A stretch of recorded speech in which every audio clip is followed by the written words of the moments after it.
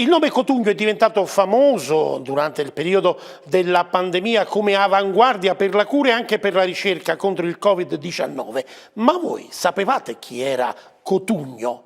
Bene, ce lo spiega il professore Amedeo Colella.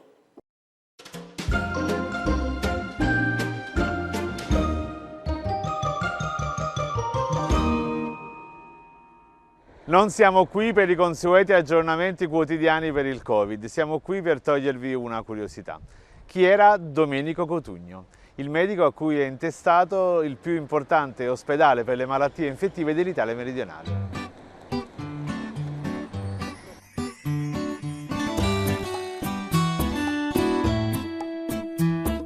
Diciamo la verità, l'ospedale Cotugno è stato sempre considerato un figlio di un dio minore, ma da quando è scoppiato il Covid il ruolo dell'ospedale Cotugno è diventato invece centrale. Diciamo la verità, Domenico Cotugno, Selluate, preta in Tescarp. Domenico Cotugno era il più importante medico del Settecento napoletano, era l'Ippocrate napoletano, un fan prodigio della medicina, addirittura medico personale di Sua Maestà Ferdinando Borbone, il re Nasone, il re Lazzarone.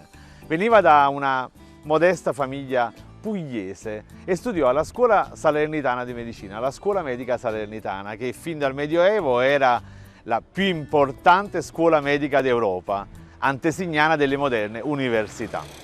Ma a soli 30 anni era già professore di anatomia dell'Università di Napoli, immaginate, veramente un grande talento della medicina, e agli incurabili si occupava della prevenzione delle malattie infettive, ecco perché gli hanno dedicato questo ospedale. Domenico Cotugno sosteneva che il medico dovesse essere sempre integro, serio, credibile, nessuno spazio a superstizione o a credonerie, e infatti lui sbugiardò nel Settecento una famosissima santa, una truffatrice napoletana che si spacciava per essere la santa delle pietre, spalleggiata da un suo collega chirurgo agli incurabili.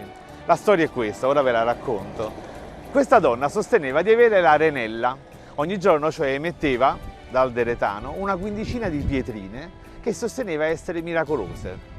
E infatti si sviluppò un mercimonio, un commercio di queste pietrine che erano degli amuleti perfetti, buoni per ogni occasione. La stessa regina Maria Carolina d'Austria era una fervente proselita di questa santa delle pietre, ma per Domenico Cotugno questo era veramente troppo. E lui sbugiardò la santa, come la fece sorvegliare da alcuni suoi allievi per giorni e giorni, ma i quali non riuscivano a capire come faceva questa donna a produrre queste pietrine, fino a che si accorsero che avvicinando le mani alla bocca con la scusa di prendere una presa di tabacco, lei in realtà ingurgitava delle pietre. Fu fatta spogliare e le trovarono dei sacchetti colmi di pietrine. La truffatrice fu sbugiardata. Domenico Cotugno aveva salvato la serietà della professione medica. Il tribunale condannò la truffatrice, la cosiddetta santa delle pietre, ma tuttavia, anche dopo la condanna, molti napoletani continuarono a credere al potere taumaturgico delle pietrine della santa, tant'è vero che continuò un vergognoso mercimonio. Eh sì, perché una napolitana è di ferro,